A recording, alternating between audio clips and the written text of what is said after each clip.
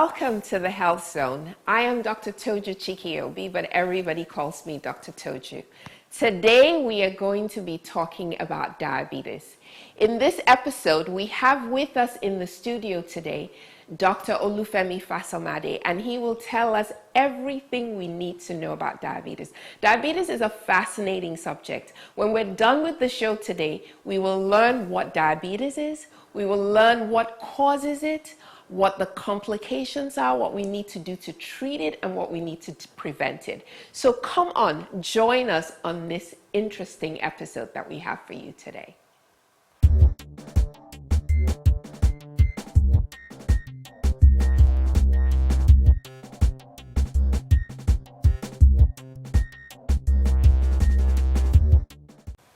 On today's episode of The Health Zone, we will be talking about diabetes. And with us here in the studio is Dr. Femi Fasanmade. Dr. Fasanmade is a consultant endocrinologist at the Lagos University Teaching Hospital with over 25 years experience taking care of patients with diabetes. So he's going to teach us a lot about diabetes today. Dr. Fasanmade, welcome to The Health Zone. It's a real pleasure to have you here. I'm thrilled that you're with us today. Thank you. So, as it's our usual custom here on the Health Zone, we always first go out to the man and woman on the street to find out what they know about whatever we're talking about. So today we're going to go out and find out what they know about diabetes. Is that okay? That's good. So we'll be right back. We'll go out to the man on the street now.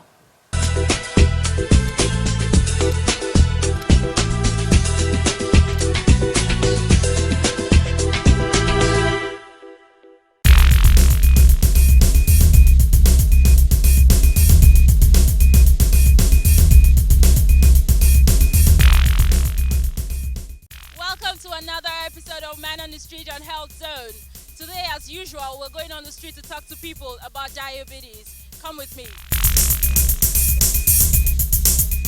Well, speaking as a common man, what I understand by what diabetes is when you have lack of insulin in your system. Diabetes, I would say, is a disorder in the metabolism of carbohydrates that leads to circulation of blood, circulation of sugar in the bloodstream.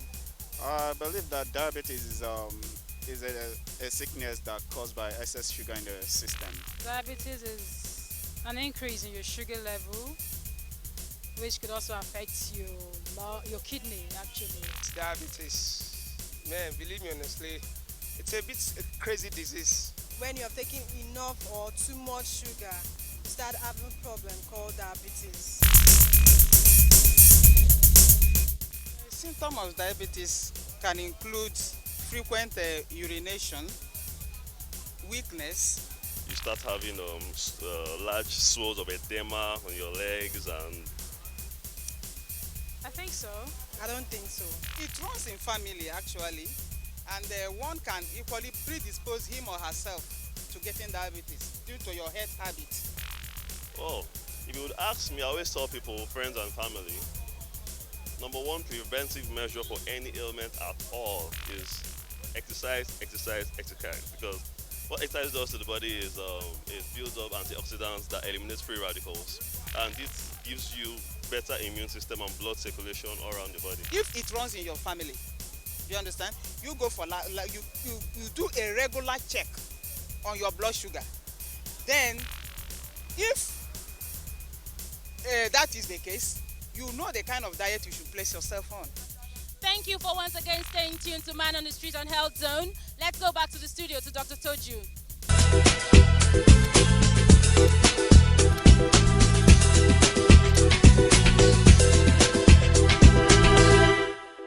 Welcome back from the Man on the Street segment of the Health Zone. That was really interesting.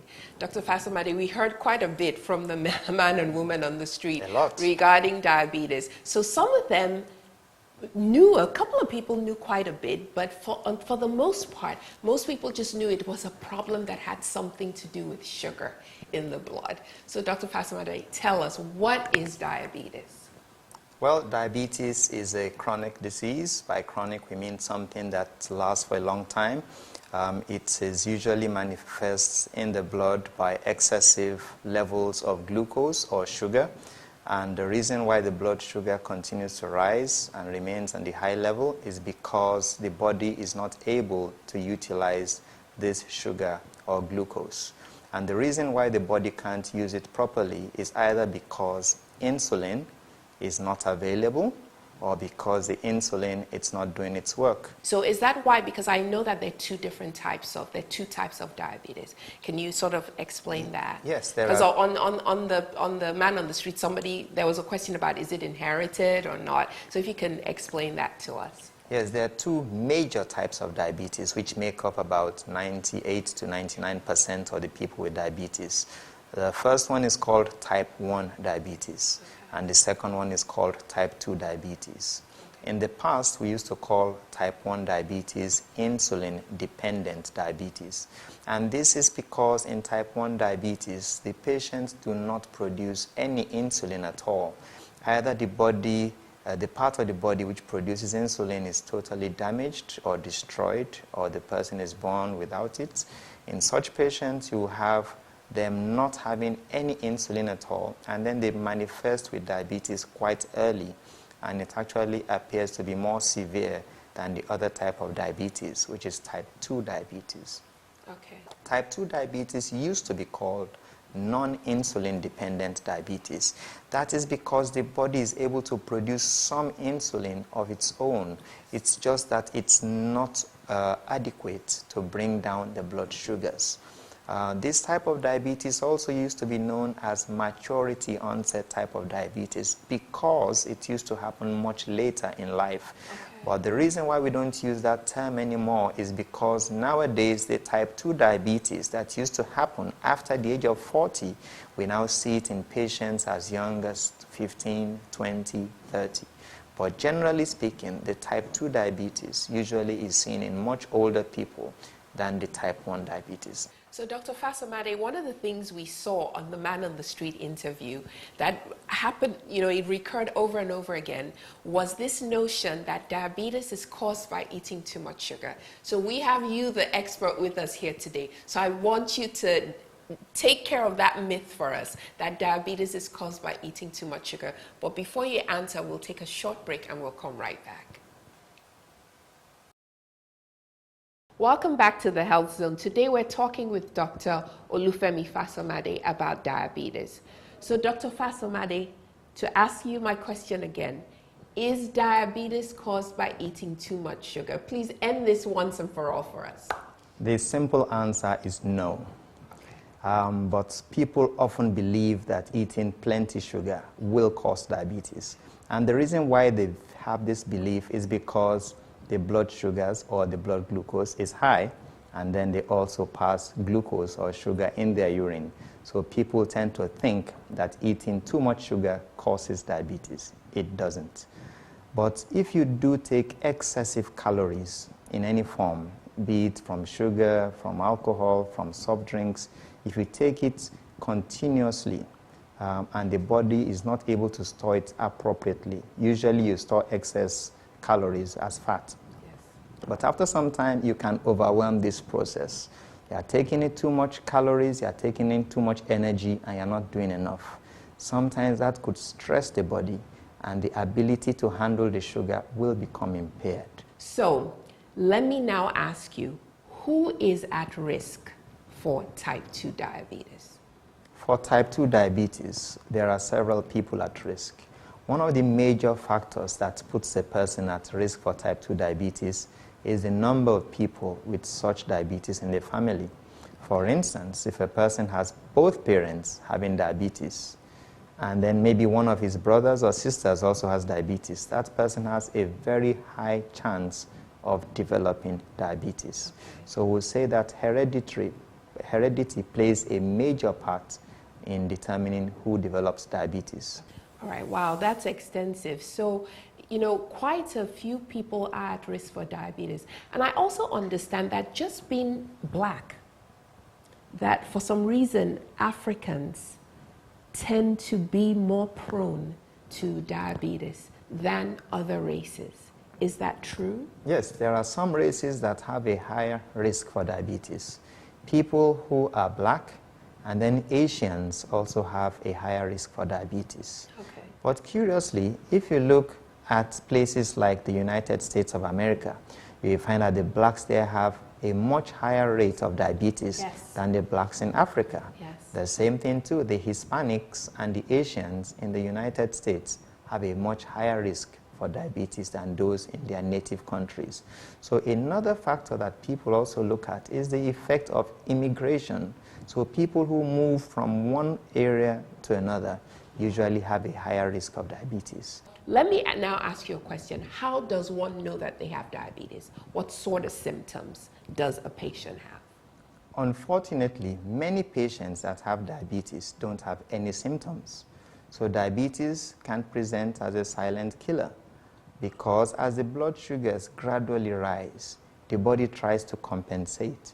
So the person may not have any symptom. Wow, that's very interesting. This is a serious disease. Certainly. Clearly, it is a serious chronic illness. So let me ask you, so you have some of those symptoms and you go to the doctor. How is it that, what is it that you do to diagnose? What sort of testing needs to be done to diagnose the diabetes? The only way you can confirm a person has diabetes is by actually taking the person's blood. Okay. And then you take the blood sample and then you check for sugar in the blood. Or glucose. Okay. And then when that is done, there are certain levels that will make the doctor say that, yes, this patient has diabetes. Sometimes the doctor has to repeat the tests. It could be done before food or after food. Okay. All right. So I want you to tell us how diabetes is treated. But before we do that, we're going to take a short break and we'll be right back. Okay? So we'll be right back. Welcome back to the Health Zone. Today we're talking with Dr. Femi Fasanmade about diabetes. So Dr. Fasanmade, my question again, how is diabetes treated? To treat diabetes, you require quite a number of things, but I'll group them under about 3. The first one that you require is to have a good diet. So dietary means are quite important. And when we're talking about a good diet, we are not talking about some certain restrictions that a person with diabetes cannot eat 100 things. We are talking about a healthy, balanced diet in the adequate quantity that the patient requires so that he doesn't starve and so that he has adequate nutrition. We don't want to overfeed him. We don't want to underfeed him. The second thing that we need to do to control diabetes, to treat diabetes, is to engage the person in adequate physical activity and have a healthy lifestyle. So that means a person who used to be sedentary before needs to exercise. He needs to do more walking around. And then you just choose an exercise that meets the person's general lifestyle. The third one that people often do know a lot about is medications. Yes. And in medications, there are different types of medications. There are some that are taken by injections every day, and there are some that are tablets, and there are different types of tablet groups.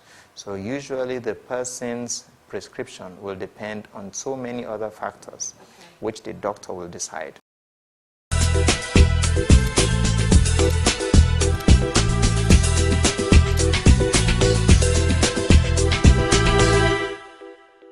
I have a sore on my leg. I didn't know there is diabetes. When I went to general hospital, they tested it. This sore can never heal. They say it's diabetes. I said, well, what can I do now? They said, unless I amputate it. I said, well, go ahead. If I can live, they gave me some tablet. Okay. Since then, it's the same tablet I'm still using it now. Okay. Every day use. Okay. You must not stop it. Okay. You should continue with it. How often do you have to see your doctor? I see my doctor once in a month. Okay, and what do they do for you when you see the doctor? I take my sugar level and my BP. Okay, so you see your doctor once every single month and you get sugar level and BP taken. Wow. So, Mr. Kilome, since you've had this diagnosis of diabetes now with the amputation of your leg, how has it impacted your life? Well, nothing we can do. What happened, God have done it. I can walk, Yes. I can drive. I'm happy with my life. Okay. But the only problem is you must not miss your tablet. Okay.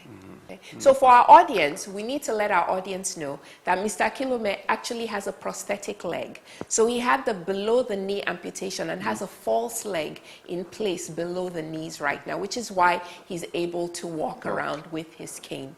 Mr. Kilome, thank you so very much for joining us here in the studio. We really appreciate it. Thank you. Thank you. I'm very grateful. So back to the rest of our show. We'll take a short break and we'll be back.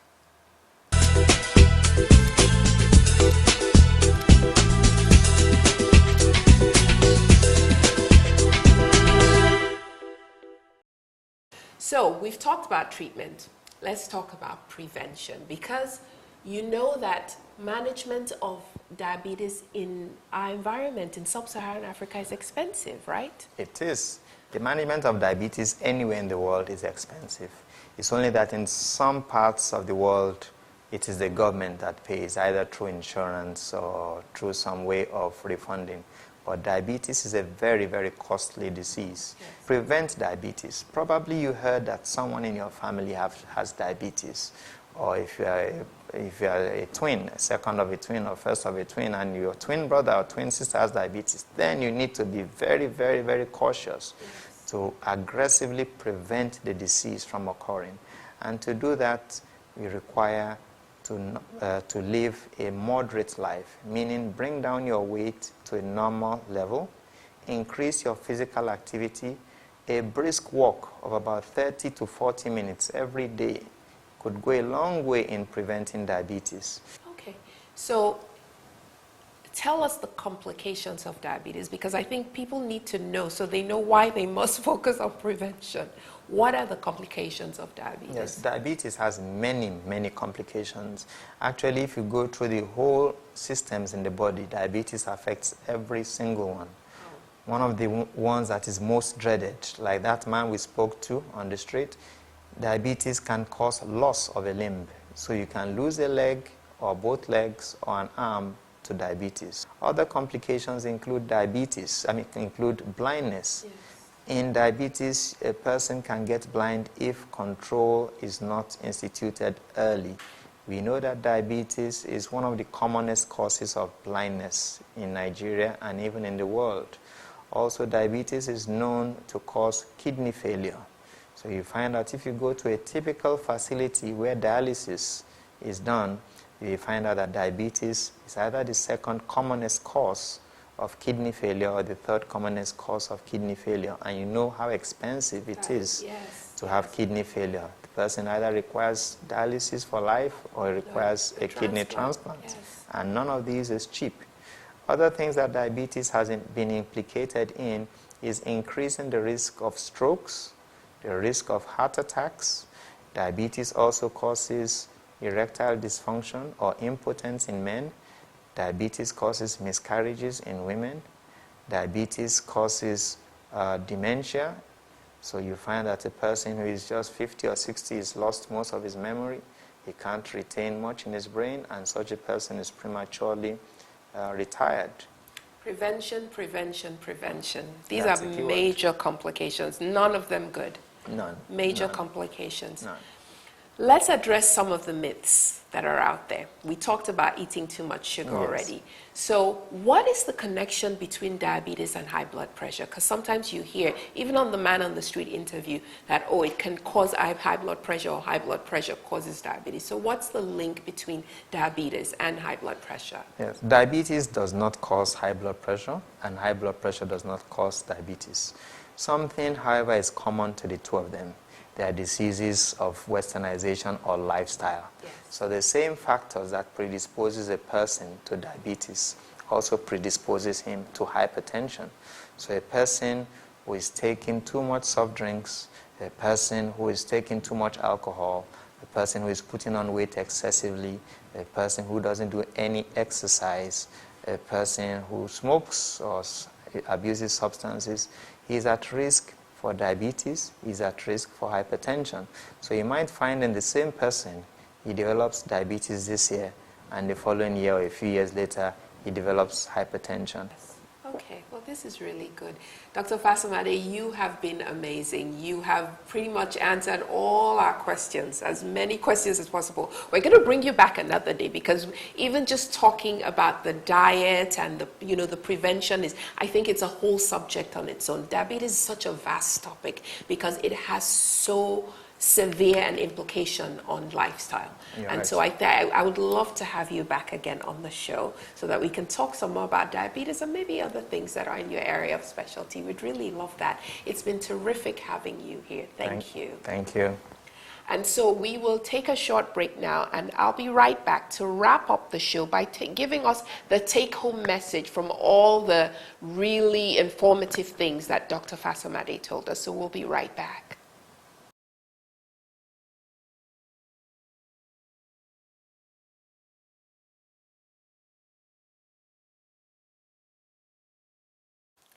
That was a terrific episode on diabetes. Dr. Fasanmade really taught us a lot about diabetes. So now I'm going to wrap it up and give you the take-home message. If you remember nothing about diabetes, these are the things you should remember from what he talked about. Diabetes is a serious disease. It's a chronic disease that is with you for the rest of your life. Do you know that diabetes kills more people than breast cancer and AIDS combined? About a half of diabetics will end up dying from either kidney failure, heart disease, or stroke. About a third to a half of diabetics will end up going blind, and about a quarter of diabetics will actually end up with an amputation. What are the things that you can do for diabetes to prevent it is to make aggressive lifestyle changes. And by aggressive lifestyle changes, we're talking about being very, very aggressive about cutting back on your weight, being aggressive about eating healthy, vegetables, fish, high fiber diet, lots of water, cutting back on the soft drinks, limit your alcohol intake very, very severely. If you smoke, stop smoking. Physical activity, make sure you're doing it at least 30 to 40 minutes a day. Diabetes is an expensive disease to treat, and it's a disease that is filled with complications, and so you're better off doing everything possible to prevent diabetes. This has been a terrific show, and this is Dr. Chike signing off and telling you to stay healthy.